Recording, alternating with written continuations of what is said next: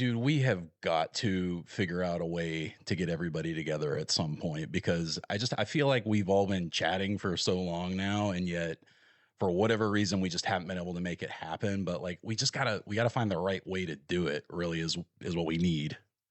I mean, man, I have a cabin in the North Woods of Wisconsin. It's got beds for everybody. Parish is here. Eric is here. I mean, if you want to come out, let's do this, man. Are you serious? Like we could actually use your spot for the first meetup? Yeah, man, it's Portal 3 Skies. Oh. We've got a whole field in the back of the cabin. Come on out. I mean, we'll make this work. I love to cook. Whitney loves to cook. Let's host you. Let's host the first meetup of the Astrocast. All right, man. Screw it. Let's do it. If you're down, I'm down. So yeah, let's go ahead and make it happen, man. We can plan it and maybe start. T minus 10, 9, 8, 7, 6. You are listening to the Astrocast.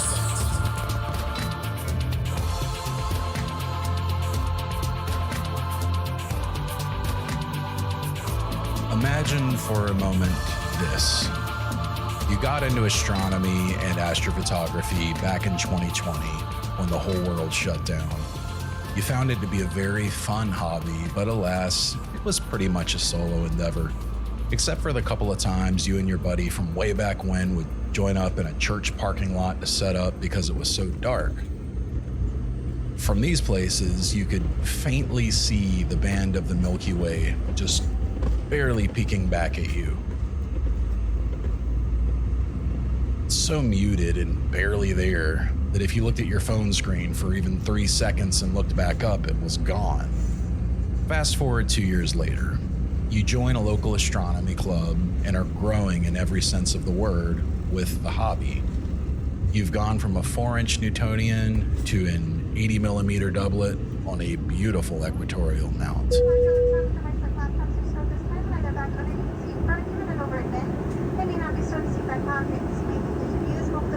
You finally start taking photos of these beautiful nebulas and galaxies that you've been dreaming about for so long. As you continue to pursue the hobby, you realize slowly it's become more than that. It's become a passion. You start spending every clear night that you can get under the stars. You aren't content with just getting a picture anymore. You want to take APODs, but you know in your heart that you just aren't quite there yet. That's okay though. It will come in time.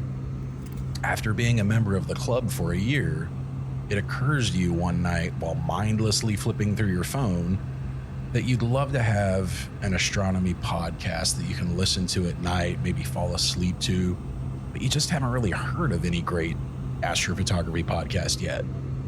There are some out there. Obviously, Neil has Star Talk, and then the Jodcast is there, but they haven't put out new episodes in a while. It keeps itching at you. And finally you say, you know what? I'm just going to make it myself. And the first episode is really hard to record. It's awkward. You listen back to it.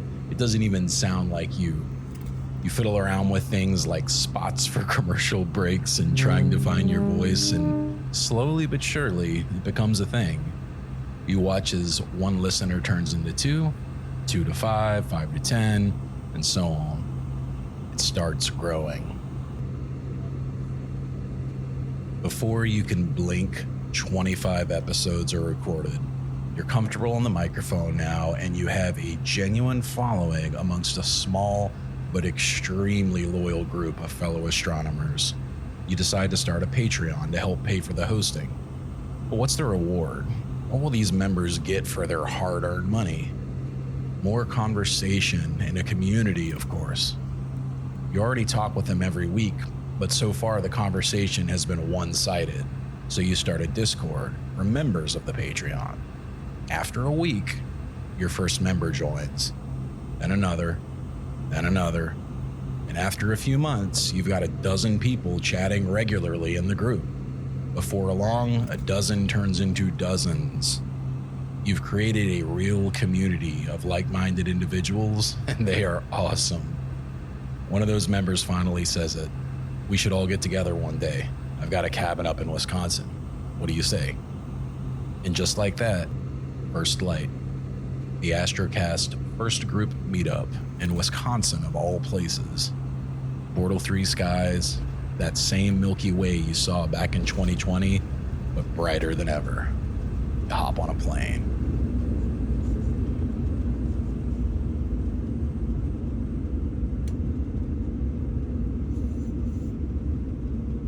So, welcome back to the Astrocast. I'm your host, Rue. Today is Tuesday, September 2nd, 2025. I am back about a week now, actually. It was 1 week ago today that we were spending our last night under the stars in Wisconsin. And man, there's just so much to be said about the trip. First of all, I'm not a good flyer. I've never been a good flyer, and particularly when I have to fly alone, not fun. That said, the flights went over fairly well. I will say the Pelican case, it held up great. It did fit in the overhead bin. However, it did not fit in the overhead bin for the regional jet, which was the connecting flight once we landed up in Detroit. So basically, I woke up at 4 a.m. in Charlotte, and I was wheels up on my way to Detroit by 6 a.m. No problems really on the initial flight. And once we landed and got onto the next flight, I got really lucky because I was in the very first seat of the plane. I also wrote glass all over the outside of the Pelican case. Be very careful, glass inside. And I think the steward took pity on me, the flight attendant, that is. They let me put my Pelican case in the closet because pretty much everyone else was having their bags checked. And I just said, like, I cannot check this bag. So I guess if you do want to use one of the Pelican cases, just be very aware. Works great on your full-size Airbuses and 737s, but if you got to hop on a smaller regional jet, try to be first on the plane so you can ask for access to that closet. So I land in Green Bay on Saturday. It was about 10:45 a.m. local time. And Mark, who so very generously hosted this event, picked me up from the airport. So hopped in the car with him, said hello, shook hands, gave a hug, got to know each other. And, you know, the funniest thing about this trip that I can tell you is that I think everybody was a little bit nervous going in because while we all kind of knew each other, the reality was that this was just a bunch of people that were chatting in an online chat room for several months. So no one really knew each other, but it wasn't a huge group of people. Obviously, we didn't announce this on the show. I didn't have any way of having 100 people show up. Not to say 100 people would, but you never know what will happen if you put something out there publicly. So we decided to have a small get together, and I decided to call it First Light. I was lucky I got to get some commemorative pins made. I'm a big fan of pins. I collect them. I've been ordering like Good Mythical Mornings monthly pin for 2 years now. When I went to NASA down at Kennedy Space Center last month, I got several pins from them. So I thought a pin would be the perfect way to kind of commemorate the very first get together.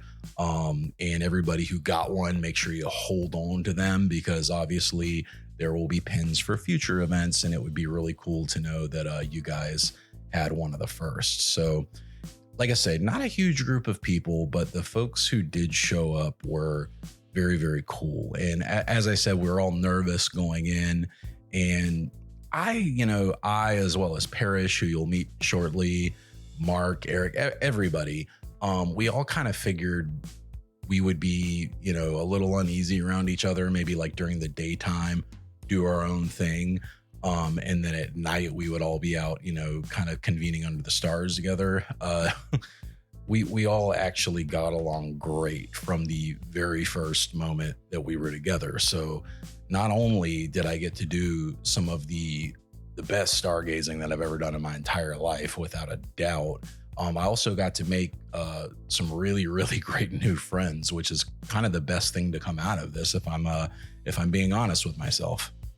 So you get off the plane in Green Bay, Wisconsin. So first of all, I didn't realize how small Green Bay is. Green Bay is not as big of a city as I had pictured. And I guess just because the Packers are such a, big team in the NFL, everybody, knows and loves the Packers. Well, maybe not loves, but everybody knows the Packers. Green Bay was a lot smaller than I thought it would be. So we flew over Lake Michigan when we came from Detroit to Wisconsin, landed in the Green Bay regional airport there. And like I say, Mark picked me up and we headed north about an hour to a small town called Crivets. Everyone was pretty much already there when I arrived. I was the last person to show up. Hamza immediately came up and said hello to me. I got to meet Eric right away. Of course, Whitney was there, Whitney being Mark's girlfriend. Super, super awesome person. Was definitely the mom of the group for the whole week while we were all there. Jay came later on in the weekend. Jesse also joined us later on. Shout out to you, Jesse, a new member of the Discord and Patreon, and very, very happy that you were able to join us for this epic weekend. And then, of course, there was Parish. Parish was he was the person that we needed there. He was the ultimate icebreaker. Super, super cool guy. My first Nepalese friend as well. He's from Nepal. Very, very intelligent guy.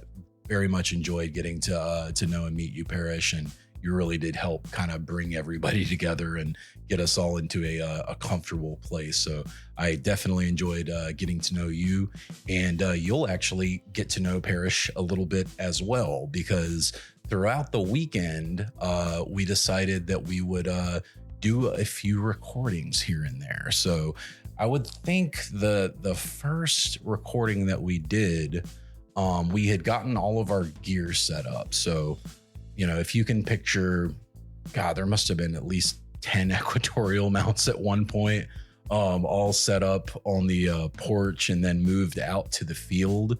So this is basically a wood cabin, like a log cabin. It's got a lake right beside it, beautiful lake. And then if you walk outside of the cabin and then just into the woods, it's the very last house on the road, dirt road, of course, and very long dirt road, I might add. But you walk out into this field and then you have this huge open area for imaging. And it really was very, very special. So we all got set up. We all had some issues throughout the weekend. So I knew right away that I was going to be just picking one target and sticking to it. After talking with Justin on the show a couple months ago, he definitely had an influence on all of us. Like, I wanted to spend a little more effort, right? And have the dedication and passion that he kind of talked about, right? I was like, that's what he did to me, man. Yeah. He inspired me too, man. Like, I mean, when you have the willpower to just sit and do the same thing every fucking night, like, yes, it's just inspiring. He said he was traveling, right, out to dark spots. And yep. That. The dedication itself is like, holy crap, this is amazing. He talked about New Mexico too, and traveling out there to dark skies, Portal 1 and high elevation. Yeah, we want to see your photos, Justin. We're talking about you, man. Yeah, if you do see this, Justin, like, honestly, you inspired a lot of us. Like, we constantly talk about you in the Discord and how, like, you just, we felt like we had to do better. Right? Yep. We had to put more data, and it inspired a lot of us. So I had to find darker skies. I don't think how you can you get darker than Atacama? It depends on the night. Air glow is a bitch, man. Like, you never know; it can ruin a whole night, even in the Atacama. Yeah. You know what I'll say about here that really shocked me no city sky domes. Like I saw zero light dome out in that field. Sorry about the sizzle that you may have heard in the background there. So Mark and Whitney are such good hosts that they told us not to worry about any food at all for the entire weekend. They said, just don't worry about it. And I knew, based on that they probably definitely enjoyed cooking. I had no idea that we would be eating 4 tomahawk steaks that were thicker than anything I'd ever seen before. So the sizzling that you actually heard in the background there was after they had been smoking for 2 hours on a smoker. Mark brought out a grill and put cast iron on it and got it just ripping hot and was searing off that steak for us. So the steak was locally sourced from Wisconsin and without a doubt some of the best steak I've ever had in my entire life. So I won't spend too much time talking about the food, but I certainly could because every meal we had was special in its own way, truly. I did a thing for everybody tonight. My God, dude. So is the plan to like have us split one steak amongst? Whitney and I will probably just have. We'll share one. Like, Oh my There's a lot of God. sides. And there's gonna have a lot of sides too. lot of sides. There is a chance that another friend might be coming up tonight too. So Well, I'm happy to share. Yeah, I think there's plenty of meat to go. Cause There's gonna be a lot to go yeah, around. and don't get me wrong, I love steak, but goodness, But oh my God. that's just ridiculous. Whitney, Ridiculous. that's ridiculous. That other friend did indeed show up, and that was Jay. Little did I know he would be bringing with him some of the best glass that I'd ever seen in my life. He had a 300 millimeter f2 lens, which is just ridiculous. He was a photographer in the purest sense. And he got a couple of shots that really made me rethink things and, how I go about shooting astrophotography. He seemed so staunch and straightforward in his thinking when I first met him. And then I saw his work and I had to shut up. So the first night we were all just kind of, getting our feet under us and kind of finding out what we were going to image and making sure all of our rigs were working properly. After we talked about Justin, it made me think about what I was going to shoot, because all the way up until, I literally got to Wisconsin, I wasn't really sure what my target was going to be or targets. And I think after having that brief discussion, it inspired me to say, you know what, I am just going to shoot one object all 3 nights that I'm here and get as much exposure data as I can on a single target. So that's what I did. I think I made it till about 3 a.m. that first night before I was just completely exhausted. Woke up the next morning around 10 a.m. and Hamza had to head out. He can only come for a day.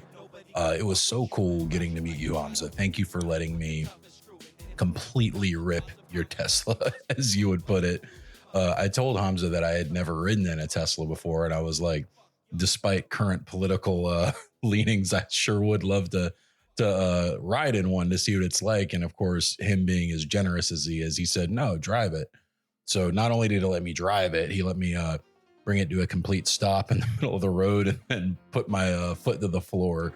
Those things really are crazy, man. They will throw you into the back of your seat while you do that. So credit to you, Hamza. Thank you so much, man. And it was really cool getting to meet you out there. Later on Sunday, as it was getting late, me and Parish started talking about perhaps going out and looking for a better place for wide field Milky Way shots, because as great as the field was for the targets that we were shooting, it didn't really leave a perfect area for shooting the entire core of the Milky Way. And there's a beautiful spot down by the lake where you can shoot the core, but that was a really tough hike to get down there. And I learned I'm not in the best shape on this trip. So next time I will be able to get up and down that hike a lot easier, I'm hoping. So Mark very generously gave me his keys, and we hopped in the car and we drove about 20 minutes north to a place that was actually a dam that was open all night to the public. And it looked like it had just a perfect spot to shoot Milky Way. We are tonight up in the kind of middle of nowhere. Up in I'm sorry about the wind noises. I can't really do much about that after fact. Patreon. I'm currently standing with Parish and Eric, and we are officially celebrating the first Astrocast meetup. So we've very much kept this under the radar. Obviously, you guys haven't heard me talk about it on the show yet, and there's a reason for that. We're really kind of doing like a test, and some of the members in the Patreon wanted to get together, so we did, and we're out here. So this is the second night. I'm here for 3 nights. Parish, how long have you been here? Came Friday night, leaving Tuesday morning. Okay, so Friday night and staying till Tuesday. Eric, how about you? I've been here since Wednesday evening, and I'll be here till Tuesday morning. Perfect. So yeah, both of these guys get to stay a little bit longer than me. Unfortunately, work precluded me from coming as long as I would have liked to, but I will say, guys, we're having about as good of weather as we could ask for, except for like a few patches of clouds here and there. Like last night up until about 3 o'clock in the morning, I was up shooting. We all picked a deep space object and have stayed on it the whole time. So we're all hoping to get like excellent results. And tonight was supposed to be cloudy, and there's been patches of clouds, no doubt about it. And we can see a few on the southern horizon right now, but the 3 of us really wanted to go Milky Way hunting. And Mark, who is hosting us, thank you, Mark, he didn't want to come tonight because he had another friend coming in, also a photographer and opera singer of all things. So the 3 of us asked if we could borrow his car and go find a place in the middle of nowhere. And man, we have found it. So we're at a High Falls Dam in, what's the name of it? Crivets, Wisconsin. So just outside of a town called Pound, Wisconsin. And these, do you guys know what the bortle is here technically? I think I saw the sky quality meter as 21.27. 21.27. That's very good. That's like bortle 3. Yeah. So, I mean, so for me, having only seen bortle 2 from sea level at the coast, the seeing out there is awful because of all the humidity and the sea air that comes up. So even though it's very, very dark, like, I don't know if it looked this good out there, man.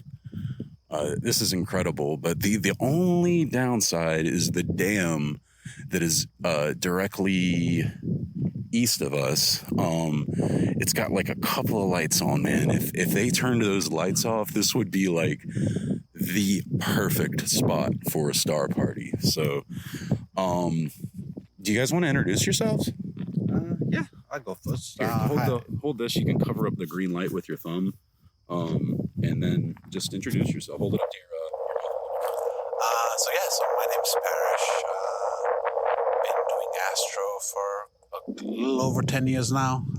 Joined the Ruse podcast about a year now. Yep. I've been actually following him since episode 1. So long-time listener. Yeah, long-time listener. And again, like I said, it's an amazing group of people. I'm so happy that I joined the Discord channel. We've made some amazing relationships and just deep friendship over the years, over the year last year.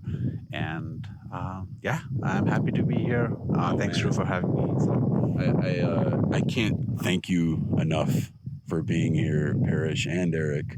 You guys are awesome. It's so cool to get to meet you guys and finally hang out with some people from the chat, because we talk to each other every day in there and we're constantly giving each other tips, but like to actually get together with like-minded individuals it's just something special, man. And especially under skies like this. Eric, would you like to introduce yourself? Just say your name, where you're from. Sure. Yeah, so my name's Eric. I'm actually originally from California, moved to Wisconsin about 10-ish years ago. So this is only like a 4-hour drive for me over here. I've been doing astrophotography for probably just barely a year now. Yep. And I started listening to the Astrocast shortly after that, so Nice. almost a year now. That's awesome, man. I'll tell you, in 1 year, Eric has he's got quite the setup. He's got like a fully kitted out C8, and then what's your other rig? Your other telescope? I have a Red Cat 51. Nice, Red Cat 51, one of my favorite refractors for sure. Obviously, I've got the SQA 55. What do you have, Parish? Which one do you want to know about? Well, let's hear. All right, so I started off with the Zenith Star 61. Yep. Shortly after, I got a Zenith Star 104 doublet. And following that, I ended up getting an Explore Scientific 127, the carbon fiber. I love that scope. After that, I think I ended up getting an HD8. Oh, you got an HD8? Yes, I do. Nice. And then now I shoot, and then after that, I got a Red Cat 51, man. the third gen. Yep. And then finally, right now, I have a Ascar 151 PHQ, which is kind of like my main scope right now. What's the focal length on that? The Ascar, I think native focal length is like 1054. With the reducer, it brings it down to like, I think it's like 800 or 700. Beautiful. I haven't used the reducer yet. Yeah. But hey, it's sitting on top of my Astrophysics 1100 GPO. Nice. Very, very nice. So definitely some very experienced astrophotographers out here. And just an awesome group of, really, really cool people. And I'm just so thankful to be out here, man. Like standing under the Milky Way right now, even with that light right there, like I can see just countless stars that I otherwise just can't see in Charlotte at all. Like even down at the club, it's like, it's nowhere close to this. I mean, you can see the northern band of the Milky Way like very clearly. In fact, so we were doing a 1-minute exposure of the northern band, and as the shutter closed, we all saw a shooting star go by, and it was so beautiful, man. So anyway, we're going to be kind of recording throughout the weekend, so this will be a little bit of a mishmash of audio, and I'm sure I'll jump in from the home studio from time to time, but just wanted to say hello from the fields of Wisconsin. I guess I should say the waters of Wisconsin, because we're right in front of a beautiful body of water, and there's a dam less than a football field away from us. So clear skies to you. I hope wherever you are right now that you're happy, at peace, and enjoying beautiful clear skies. So yeah, guys, sorry about the wind noise. I didn't bring my little wind sock cushion things for the DJI mics, and I ended up regretting that a little bit later. Tried to put it through the parametric equalizer and just do adaptive noise reduction as well as I could in Audition, but you know how I am with audio quality, so it drives me nuts. Anyhow, that was kind of the test run for the dam, because we wanted to see if it was something that was actually worth bringing everybody out there for the next night. So Sunday night, we obviously continued imaging all night long. We headed back home around 1 a.m. after getting a lot of really, great shots of the Milky Way. And sure enough, the next night we were able to bring everybody back. All right, guys, this is Rue, and we are back once again. We're back at the dam tonight, viewing the Milky Way, and we've got the whole crew with us from First Light. This time up here in Wisconsin, we're at the High Falls Dam. So immediately to our east, we have the dam itself with just one light. If that one light was off, this would be probably the most incredible place to have a star party, because it's a complete 360-degree view of the Milky Way, and it's so dark and clear that you can see the Milky Way all the way to the north. So the band just goes directly overhead. And we've seen 5 shooting stars in the last 10 minutes. Like it's just unreal. So what I like to do is I just want to kind of pass the mic around and let everybody introduce themselves and say hi. And if you want to say something about yourself or about this trip, feel free to. So Mark, I'm gonna hand it to you first. This is Mark, who was on the show a few episodes back. I want to say thank you first, Mark, for hosting this incredible event. My pleasure, Rube. We couldn't have done it without you, man. So Hi, everybody.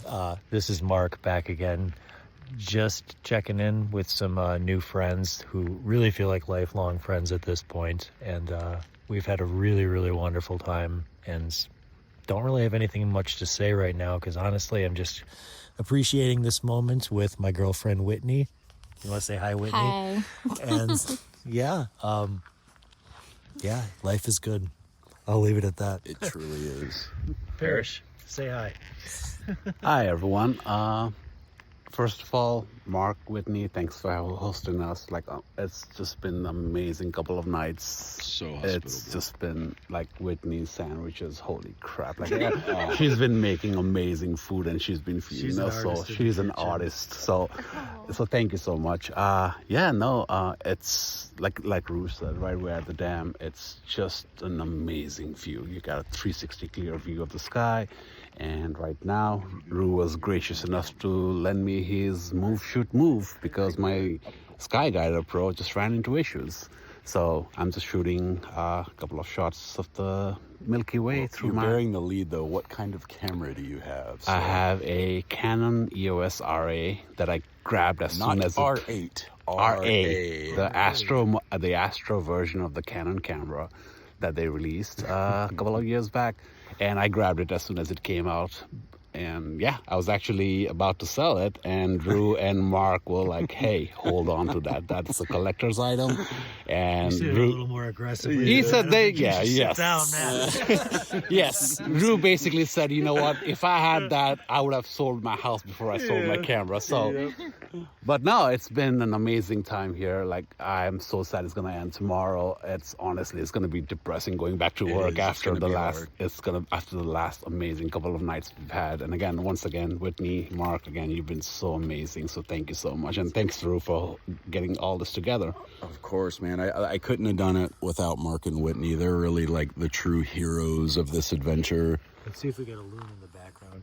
We've just a second ago. We've got. Let's just be quiet for a moment.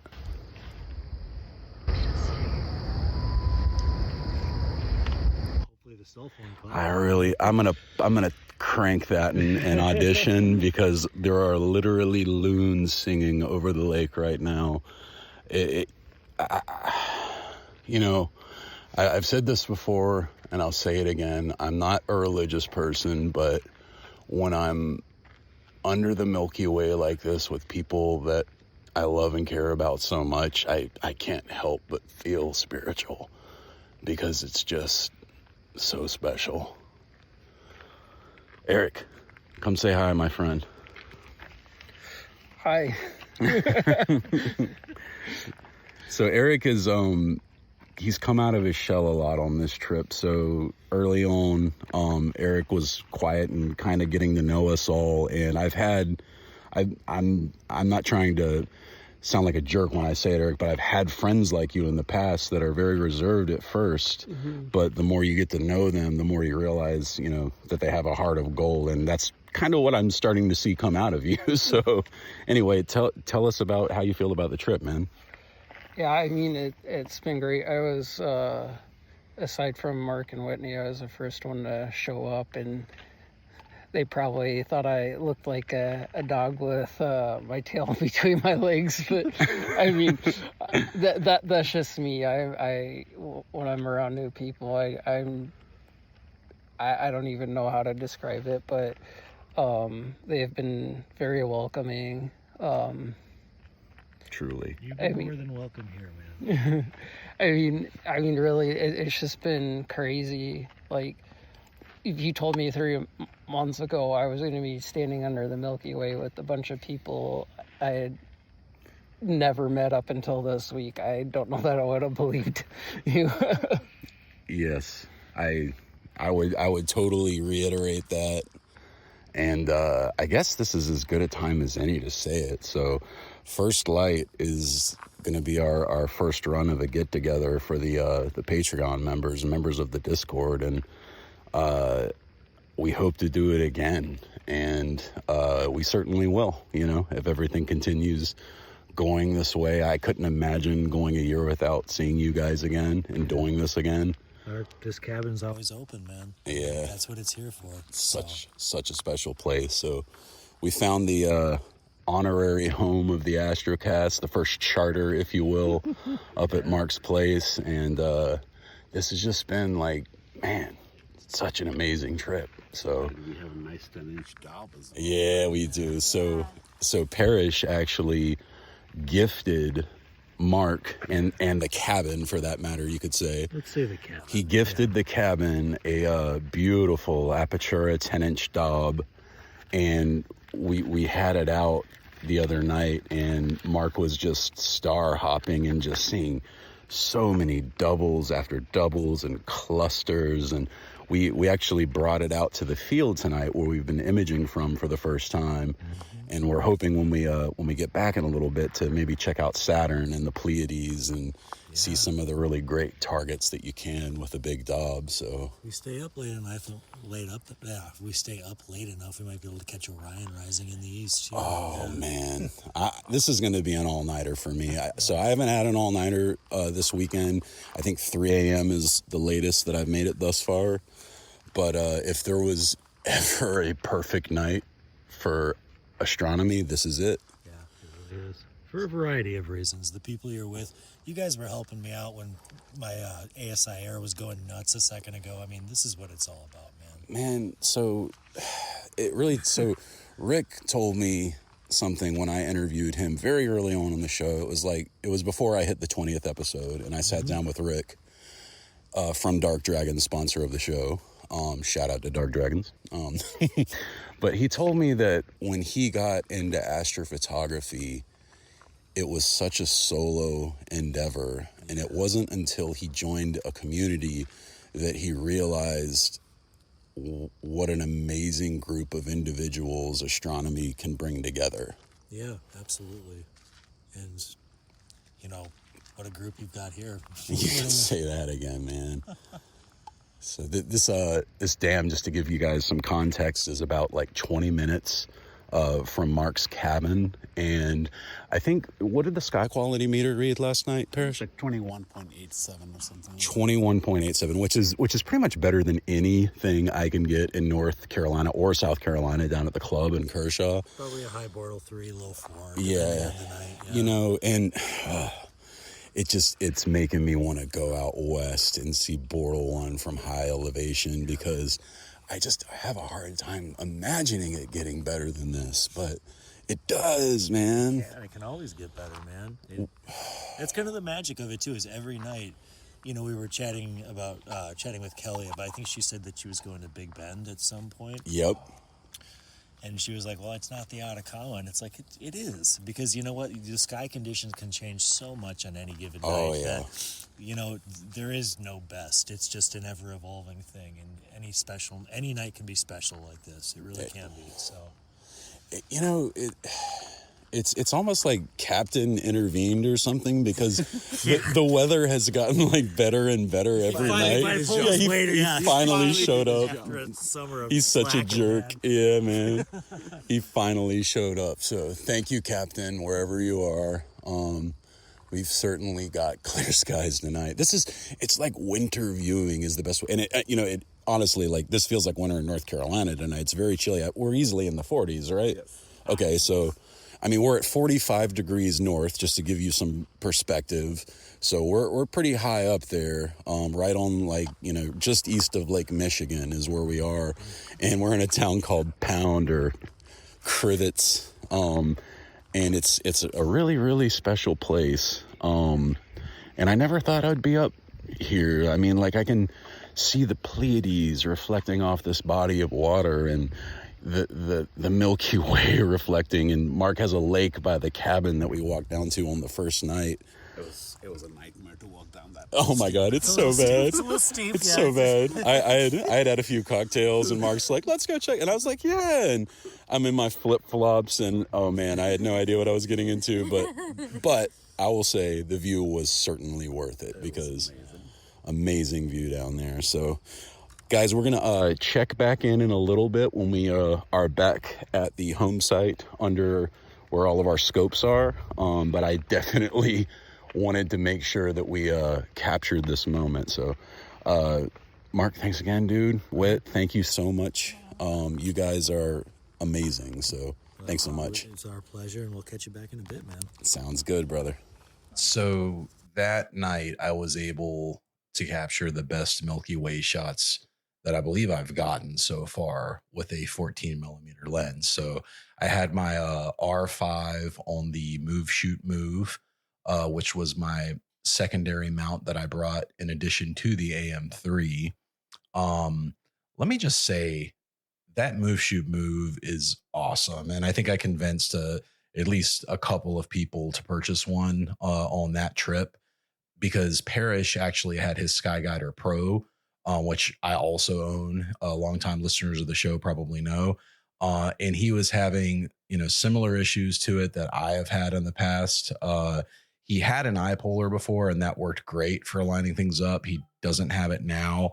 And because of that, he ran into issues, and it seemed like he wasn't going to be able to get any Milky Way shots. But luckily, I wrapped mine up in about half an hour, and then Parish was able to put his camera on the move, shoot, move and get some really awesome Milky Way shots as well. So I did get a picture of everybody who, was talking in these clips together under the Milky Way, looking up at it. And I'd love for you guys to check it out. So if you get a chance, feel free to visit the Facebook page, and I will make sure to put it there along with the final image that I was able to capture. So after we wrapped up at the dam, we actually headed back to the field where the cabin is. And it was just perfect seeing conditions that night.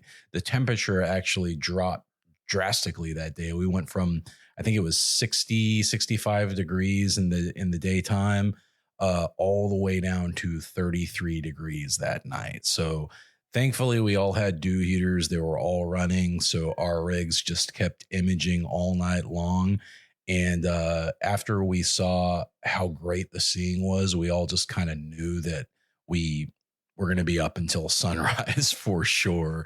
One other thing I want to mention too, while we were at the dam, just a really, really cool moment in time. When I was taking the foreground shot of all of us looking up at the Milky Way, we were standing there with our backs to the camera for a 30-second exposure. And literally all of us were just staring at the sky and trying to stand perfectly still for this exposure. And as that's happening, we see two shooting stars, very bright ones, at the exact same time going in opposite directions. So I'd never seen that before. I surely haven't seen two at the exact same time. I don't know if it was one that maybe broke up. They kind of appeared to come from the same area in the sky. But I was actually able to capture that moment in that foreground shot. So it was a 30-second exposure, and obviously the shooting stars are just a split second. So, they don't show up super bright, but I was able to capture it nonetheless. So we headed back to the field. We had all our gear set up. We went ahead and pulled all the chairs out. I think I played some Pink Floyd Animals throughout the night. Always a great track to have while you're out under the stars. And I sat down with a few of the guys and just kind of started asking them about astronomy. So this is a pretty in-depth conversation that you'll be hearing. We speak with Parish first, and then we speak with Eric, and then finally we wrap up things with Mark, who gets to tell us a little bit about the history of the cabin and what it means to him. And to me, this was really the highlight of the trip. It was so clear that night and so cold too. Actually, I was very glad that I brought a hoodie because I ended up needing it quite a bit because it got down to like 33 degrees that night. So definitely got chilly. Definitely had to have the dew heaters running. But at the end of the night, we had what I knew was going to be a really, really awesome episode. So I hope that you guys enjoy these interviews, and I'll check back in with you afterwards. Thanks for listening. I've made lifelong friends this weekend, and I'm not even remotely ashamed to say that. We've all talked a lot about this weekend about like how important it is to be able to be honest and open with yourself. And it's like, it's okay to get in touch with your feelings when you're hanging out with friends, people.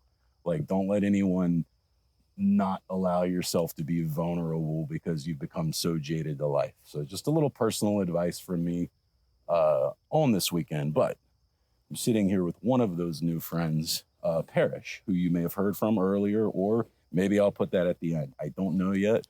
We'll find out in post. But Parish, how you doing, man? I'm doing good. Underneath the night stars, like, dude, life couldn't be better. I couldn't agree more, man. So what got you into astrophotography? So I've always been interested in astrophotography, right? But I've always thought it out beyond my reach, right? It's very expensive to get into. And I think that was the point that a lot of folks just hammered on and on, was just how expensive and how of a rabbit hole it comes down to. But I started off with visual for a long time. What's a long time? I had a 127 Mac about in 2012 or so. Oh, wow. And so you've been doing this for a long time, much longer than I. Yeah, so we would take it out with some friends, and that's what got me into, like, I mean, my love for astronomy starts way early, right? So I remember a time back home where, Where are you from? Nepal. Nepal. So originally from Nepal. I grew up in a town called Biratnagar, and I moved to the capital city, Kathmandu, when I was about 15, 16. Oh, wow. Okay. And I remember a time when I was back in my hometown, we used to have what we call load shedding, which is basically you would have power cuts for like hours at a time. Okay. And my earliest memory that I can distinctly remember, honestly, is just sitting on the roof one night, and just then we had about an hour when we were just, my brother and myself were just sitting on the roof. We had a load shedding, so the power went out for the entire city. And after a little while, I can't remember how long, right? And you could just see the Milky Way show up, right? Because there's no light. No light at all. For a long time. And you could just see the Milky Way showed up. And I was just fascinated. Now, are we talking like no light in the immediate vicinity? Or do you mean like no light I think it's like as far as I can see. Yeah, it's a distance, but like, I mean, at the time, like Kathmandu. No, this was in Biratnagar, in my hometown. Okay. Right. So so you would have like, it's a significant, like, I mean, I think they did like blocks and blocks, but it used to be a significant part. But enough for the Milky Way. Yes. Wow, man. So that was my earliest memory, and I was just fascinated by it. And I think my dad fed my addiction. He kind of really got us into it, and I started really diving into it. But yeah, back in 2012, I got my first Mac, and I would go out with friends and just kind of take a look at the night sky. And I was like, I did visual for a while. My friends and I used to go camping, and we'd take it out. And then eventually got the Dob. Saw a few uses, but that was about it, right? It's Dob we have in front of us now? Yes. Okay, so just to fill you guys in, Parish brought his 10-inch aperture Dobsonian, and we've been using it all weekend. It's incredible. But anyway, go on, sorry. No worries. So after a while, I think it was back in 2017, I started getting into astro. At that time, I followed Trevor, right? Trevor Jones of Astro Backyard, and Peter Zelinka. Yeah, right? I love Zelinka, man. He taught me some of my earliest techniques for processing. He's amazing. He's amazing. Good. And he goes so in depth into some of these things as well. It's just amazing.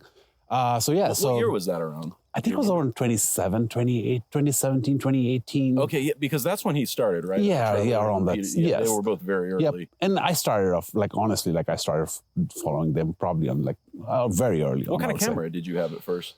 So I started off with an unmodded D750, Nikon D750. And then I used to use my lens for wide-angle Milky Way shots, and I had a 50mm shot, right?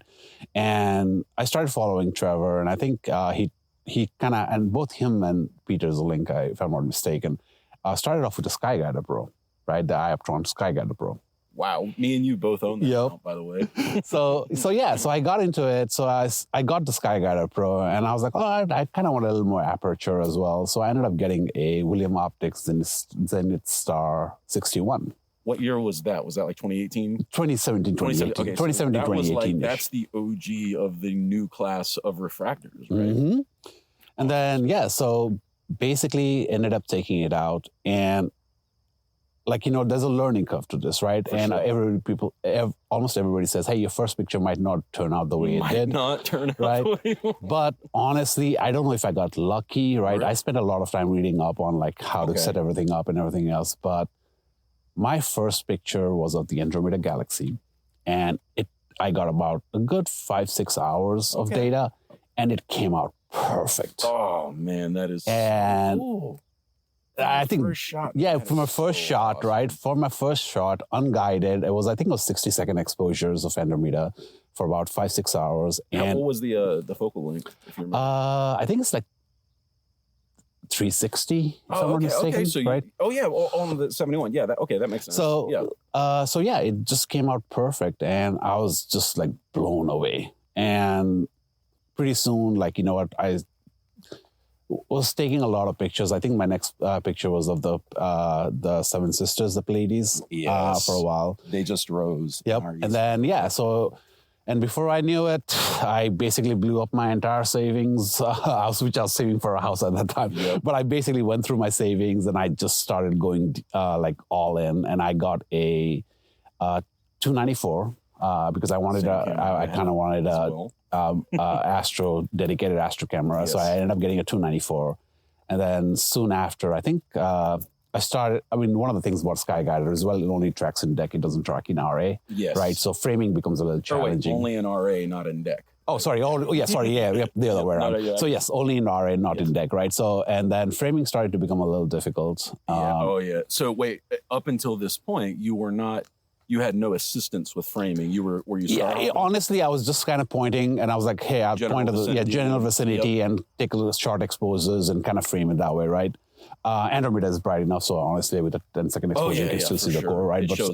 Some of the brighter objects was easy, but some of the fainter objects were really difficult to frame. Mm-hmm.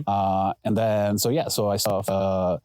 I was like, all right, I need something that can track both in RA and DEC. So after a lot of research, I ended up getting the EQ6R Pro. Oh, that's a legendary mount. Yep, and it ran smoothly. It was heavy because honestly, I said, that's what I've heard. It's a beast. And honestly, like you said, I used to live in an apartment on the first, things like the first floor, and it was a pain in the butt to kind of chug along. So if you were in an apartment on the first floor, where would you actually image from? So I would drive to a docks side. Oh, okay. But you had to lug it out. I had to lug it out. I would put it in my back of my car and just kind of drive. And luckily enough, there's a park relatively close by, which is called the St. Croix State Park. Okay. And it had basically a horse campground, right? With full 360-degree views. Oh, man. And I called them up the first time and said, hey, I want to take pictures, and they were okay with it. So let's pause on that for one moment, because this is something I want everybody to hear. Anytime that you want to go somewhere that you've never been before, even if it's like a business, like for example, that I'm not going to call a church a business, but you know what I mean? It's private and business takes place there. Call them, just talk to them and say like, hey man, you have a wonderful location. It would be perfect. I'm working on an astronomy project. Like I did that at the very first place I went to, which was a church parking lot whenever I very first started. And me and the pastor actually became friends. He actually gave me a book about how God wrote, chapters of the Bible essentially in the stars. And, it might not like abide with my belief system, but it was an incredible gesture on his part, and that sparked a friendship. And then he let me go whenever I want. No, honestly, more people are very receptive to the idea, right? Like like I've come across so many people that are more than welcome to say, hey, you know, like over the years I've met friends and they were like, hey, if you ever want to take a shot, like stop by my place, or like, you know, hey, my farm is open to you and stuff like that, right? So I used to go to the house campground and lug everything there. And soon after, like I got had the Z61 and the 294 out of EQ6R Pro. Nice. And that kept me going for a while. And then again, you get aperture. Were you auto guiding yet at this point? Not yet, I think. Okay. Not yet, but I think within a month or two, I did end up getting an auto guider, right? And then, kept me going for maybe a couple of months before. Were you using a laptop and like a... Yes. Okay. I was using a laptop and I was using APT at the time. Yes, that was what you used. So, yeah. So APT at the time. And I think if I'm not mistaken, I think Nina came around the same time, but it was very basic at that time, right? It didn't have a lot of functionality, but I could be mistaken. But I did try it once and I was like, all right, you know what? APT was a lot more refined product at the time and it was so much easier. So I just ended up using that for a while.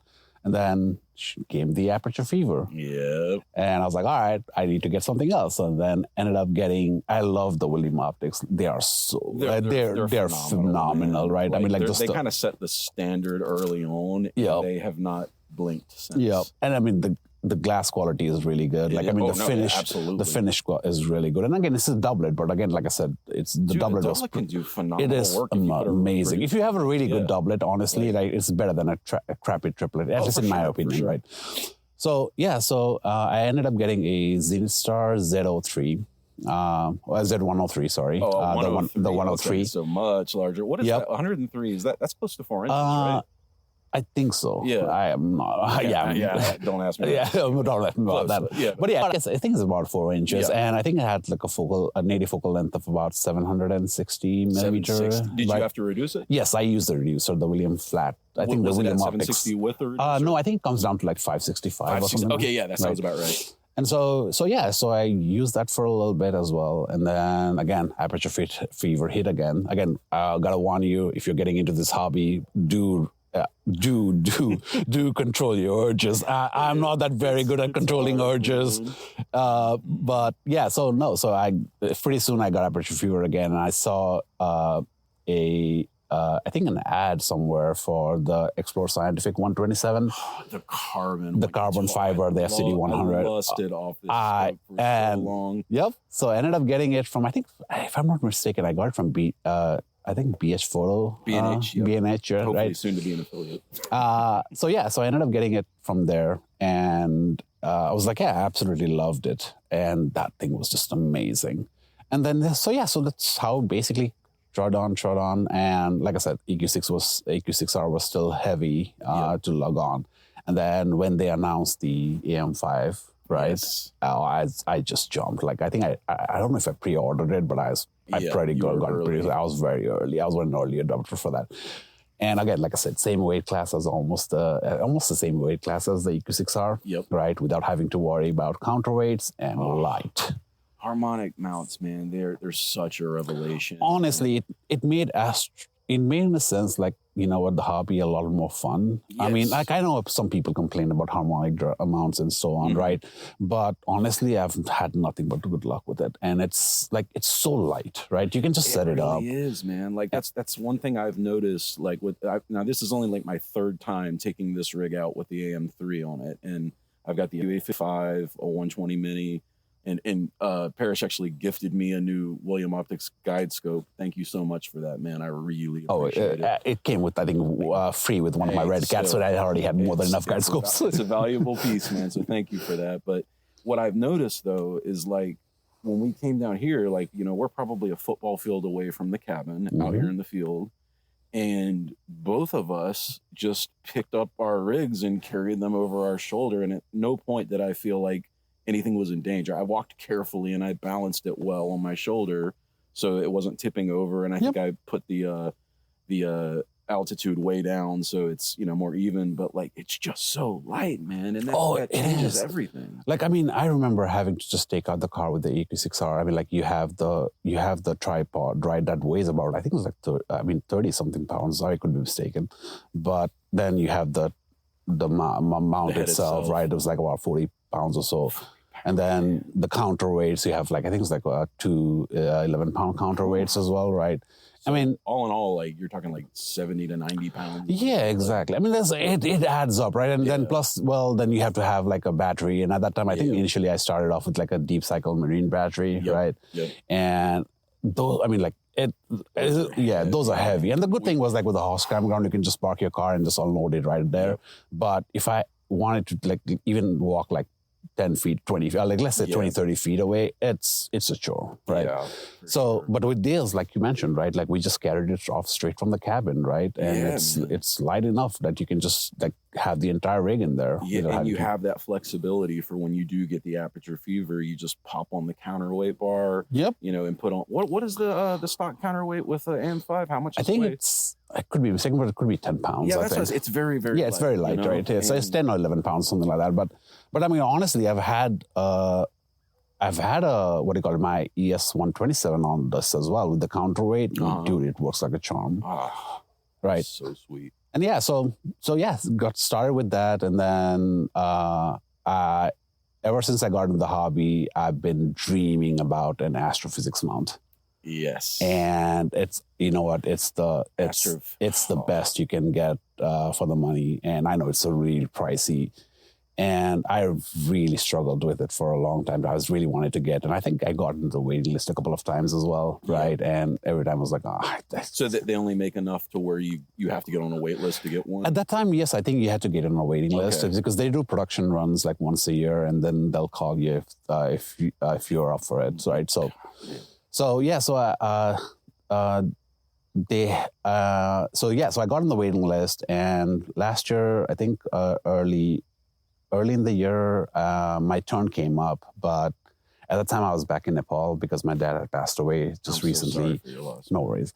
And then I was like, all right, so I already had a lot of expenses at that time. So I just said, yeah, you know what, that's fine. I just gave up on it. And then when I came back around October, November-ish, shortly after I came back, they reached out to me. I don't know if they reached out to me or I just saw something available. I reached out to them and said, hey, do you still have one? And I was like, yeah. They're like, we have a couple in stock. Oh, wow. And my mom was very encouraging. She was like, hey, this is your hobby. Yeah, this is all you talk about, right? And it was you like, work hard. And I work hard, very hard for this one as well, right? So she was like, yes, like, you know what? Just treat yourself. Right. And I had a lot of friends of mine as well that were very encouraging about this. And I'm like, you know what? I mean, like, if I get this mount, like, I don't have to worry about another mount ever again. I don't have to worry about. Absolutely right. And it's like, it's smooth as butter, right? So I was like, all right. So I called Astrophysics up and I ended up getting it. And I honestly, like, it's just been a joy. Did they have like a fancy unboxing experience when it came? There was like 6 or 7 boxes that came with it. Really? Yeah, because I mean, they send the mount in one box. They have I got the pier as well. The pier came in another box, right? Okay. The pier mount there, I think it's like a 48-inch pier mount that came in another box. And then the counterweight comes in another box. Their like the electronics comes in another box. So there's like 7 or 8 boxes. Wow. And so, I got that set up as well. And then I had right before I bought that as well, I actually had also bought a Edge HD8. Right. And I wanted to get into planetary. So I was like, hey, I can get this and I can probably throw an like a faster on it as well. So I can convert it to an F2. So I can get it at like 300, I think it's like 300 mm at F2. So, but I wanted to get that as well. So I was like, it fit perfectly. And so, so I threw that on top of there. And the first time, I can remember distinctly remember the first time I actually got it polar aligned. And, even with the polar alignment is so much easier with the more recent mounts now, right? Yeah, oh yeah, dude. I mean, it's and even with like the AM5N, right? I mean, it's easy, right? Yep. But it feels sometimes it feels a little stiff sometimes, right? Yep. But the astrophysics mount is, dude, that's like butter. It's butter. Like, I mean, you just the azimuth mount as well as it does have I think they have like a big like captain's wheel kind of thing for the altitude, and it's amazing. So you can make like really fine. Oh, you can make really fine adjustments, and then as soon as I got polar aligned, I started like my calibration and everything else, and I was getting like 0.1. What? 0.1 RMS. It was just absolutely. So I actually don't know too much about the astrophysics mounts. Like, what are some of the reasons you would want to buy an astrophysics? So one of the things was weight. I think the capacity as well, right? Okay. So I wanted something that could last me forever, right? Yep. And the astrophysics, the 1100 GTO has a 110-pound capacity. Wow. Right. So Okay. that'll handle everything I could potentially throw in the future as well, right? And one of the other things that really interested me was, well, they can actually track past the meridian as well. You don't actually have to do a meridian flip. As long as everything's clear, you can actually just keep going. Wow. So I've had so many nights where I just haven't even bothered with the meridian flips, right? And it just keeps shooting. As long as you have clearance, as long as it's clear. I mean, there's no... it's just smooth, right? That is so cool. And then, it's something, if you end up getting it, like, honestly, it's just, it's got a very nice community as well, right? So there's a couple of, I think, groups that you can join. And Reddit, Facebook, or? I can't remember. I think it's group.io. Oh, okay. Right? Yep. So they have a couple of astrophysics owners group as well. And again, like I said, I got there and the community was so welcoming, right? They were like, hey, it's like, hey, I was You're like, part hey. of a special club. Exactly, right? And I was like, I was treated so well. And I even had actually Roland, who is the owner of Astrophysics, actually comment on one of my posts. And I was like, yeah. Oh, dude, he was that's like, so cool. And I was like just excited. I was ecstatic. Isn't that the best? I mean, he hangs around there as well. And it's just amazing to see him so involved in this community as well. Sure. And like I said, it's like, dude, like you make one, you gotta be, I mean, like, you can't imagine how much joy you've brought to people because he makes some of the most amazing amounts for the price, obviously. Well, yeah, I mean, do you mind? I genuinely don't know. Like, what does one go for? I think by the time I got it, I paid a little. I think about $1,100 to $1,200. $11,000 to $12,000 for it. But dude, if you think about it, like, it's going to last the rest of your exactly life. Right. I mean, like, honestly, like, I really debated for a while between, let's say, an EQ8R, right? Yep. I wanted something that has about 100-pound capacity. Something observatory class. Something observatory class, because eventually I'm going to build an observatory in my backyard as well, right? So I wanted something observatory grade. And I kind of flung around a few options, and I have looked at the EQ8R. That is a very good mount, right? But I will say sounds like build quality is what makes the difference on the astrophysics. I mean, dude, like, I mean, they stand behind their product, right? Yeah. I mean, I live in Minnesota, so I think their offices, I mean, they built it in their offices in Chicago, right? So I wanted something that was U.S. made as well, so that I can, like, it's easier to repair, close by as well, right? If I need help as well. That kind of money, you want to know. Exactly. And honestly, the customer service is exceptional, right? When I called them up, they sent you, initially, before you can buy, they send you to talk to a technician, right? And he kind of takes your needs, and he kind of guides you through what you would need. So they got like a whole team. Oh, exactly. And it was like, I had some amazing conversations, and like, they were like, oh, so they would recommend, so yeah, you don't need this. Oh, actually, you would need this and stuff like that, right? So there was a couple of things that I was kind of thinking about that they were like, oh, you wouldn't need it, right? So they actually saved me money from recklessly buying certain things, right? So again, like I said, I mean, the customer service is just exceptional. And that one's one of the, and one of the best things is, like, they stand behind their product like 100%, right? Yes. So, and you've seen some of the other, like, I've heard a lot of complaints about IOPTRON. Oh yeah. So it was like, you have, I mean, I won't throw bands, but but yeah. And look, I mean, that's a trade-off. Like, you're going to get a good mount, and it's going to be for a fair price. But exactly. And it's not, I mean, it's gone through a lot of quality checks, because I know for a fact that they actually do Sky. I think, I'm not sure if the PMP Pro or something like that. Okay. And they actually test it out thoroughly before they actually ship it out. So when you get the graphs, they're actually real graphs. Yes, exactly, right. And so that's one of the reasons why I was like, all right, you know what? I wanted something that will last me forever. This could be something that I could probably use for my observatory, and I don't have to worry about mounts ever again. I get it. I completely get it. And I mean, like I said, right, I started off with the Sky Guider. I got an EQ6R. 15 years, man. Like, I started with the Sky Guider, went with the EQ6R, and then got to a harmonic drive. So I've already spent a lot of money on the mounts anyway. Yep. So I was like, well, if I buy this, I don't have to ever think about a mount ever again. Dude, right. I'm catching up to that kind of. I'm slowly getting there, so I completely understand. But yeah, and then. How many times have you used it? it resides permanently in my backyard right now. Okay. It resides under a Telegizmo cover, and I throw an extra cover underneath that as well. Just we were talking about yeah, that exactly. Yeah, we both have Telegizmos covers, and we both. So I put I put a towel over my mount just to soak up any like possible moisture. And we were talking. So real quick, let me mention this. We were talking about desiccant earlier this week, because if you guys remember, I don't know, a month or two ago on the show, I had mentioned that I was trying to find a solution for the humidity because North Carolina summers are so humid. And I went on like Amazon and I tried to find a really small dehumidifier that I could power, because I thought the ones that just had desiccant in them, I thought they were like one-time use devices. I was very wrong about that. So apparently like the little tiny silica ball in it, you can dry them out in the oven, right? Is that what you guys? Yeah, that's the one I ended up getting from Amazon was like an Eva Dry. Eva Dry, okay. Right? And they're only like $15. Yep, and basically it's like rechargeable as well, right? So you can just. Oh, so it is powered. I mean, it's not exactly powered, so it basically. When you say rechargeable, you mean you can put new desiccant in? No. So basically, it has desiccant already inside it, right? And once it starts to soak up moisture, it starts turning green, right? And once it gets to a certain point, you just take it out, you plug it into a power outlet, and then it actually heats it up and it brings it back to. Dude, that's genius. Okay, that is very cool. So I'm definitely getting one of those is my point. And it's only $15, so it's cheaper than any humidifier that you would get. Exactly. So, and I've thrown this, like I said, I got this mount early in the summer, and I've literally thrown this. I've had my mount reside continuously in my backyard. It sits under a Telegizmo cover, like I mentioned.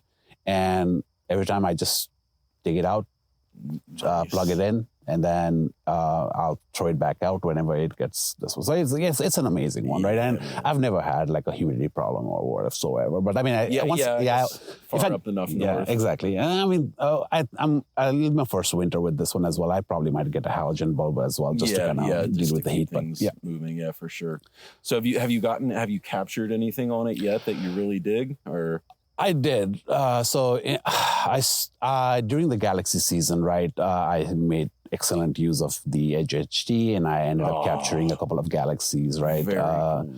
And it was amazing. And again, like I said, I think I struggled with getting OAG working. That's tricky. With the Edge HD.